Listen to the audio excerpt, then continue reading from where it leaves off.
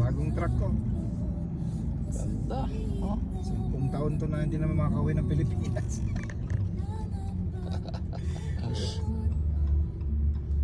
Kabayo. Kabayo. Di ba hindi makauwi? Basta natupad yung mga pangarap. Wakan lang ang aking pangarap. Ganda oh.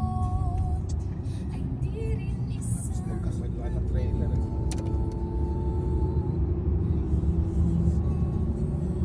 Ano masabi mo dyan na to? Ayan, nakikitingin na lang ako sa daan. Kaya mag-highway na kami.